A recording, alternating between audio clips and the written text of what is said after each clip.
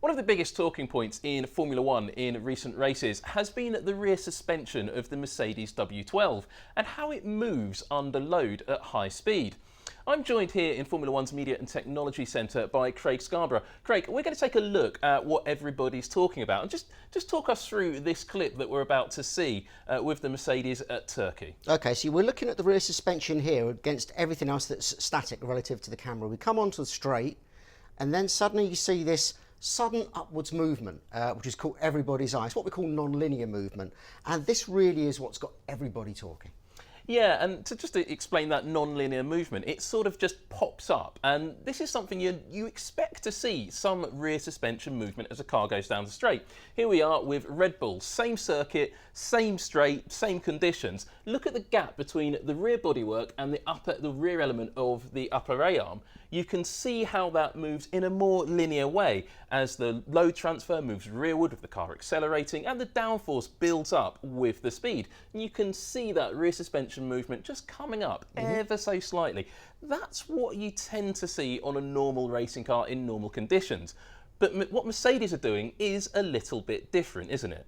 It is, and all of the teams are doing this to some extent, and it's a practice that's been going on now for probably over 10 years, probably more if you think back to like the previous active era. What happens is you want downforce around the corners. So with downforce comes drag. So for around low and medium speed corners, you've got all this downforce, but when you hit the straights, that downforce isn't necessary because you're going in a straight line, but you've got the drag that comes with it. So you want to do something to try and cut that drag. And by flattening the car down, you change both the angle of the diffuser, floor as well, and the top rear wing.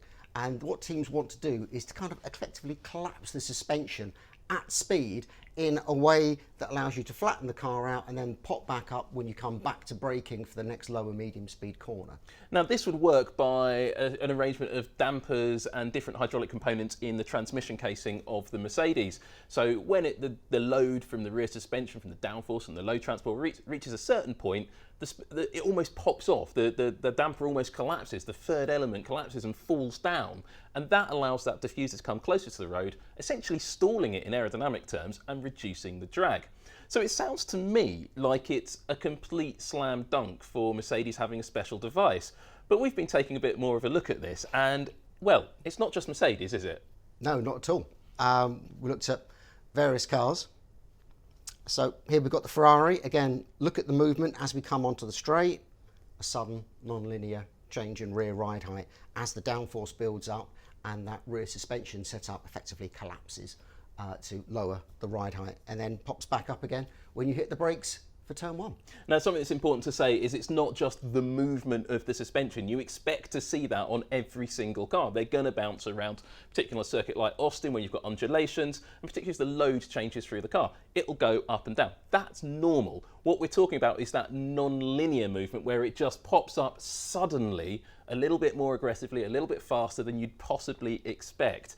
So that's what you see, but it's not on every single car. So we took a look in Turkey at the Aston Martin here. Now the Aston Martin's really interesting because it has almost the same rear suspension setup as the Mercedes.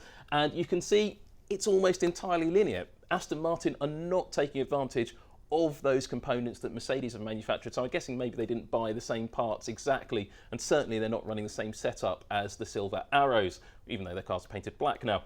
The last car I wanted to take a look at was the Alpine. Now you were talking about this last night. Tell us what you're seeing here. So exactly the same situation. You have that non-linear change in rear ride height as the downforce starts to build up.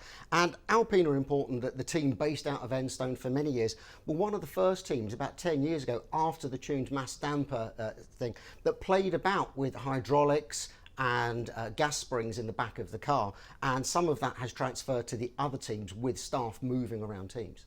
So this is really a battle of the suspension engineers in Formula One, and each team has a different aerodynamic concept, a different rear suspension concept, and they're all trying to get the best performance out of their cars in different conditions. So you may see this on some cars at certain circuits and you may not see it at other circuits. That's just one of the little lovely intricacies that make Formula One what it is.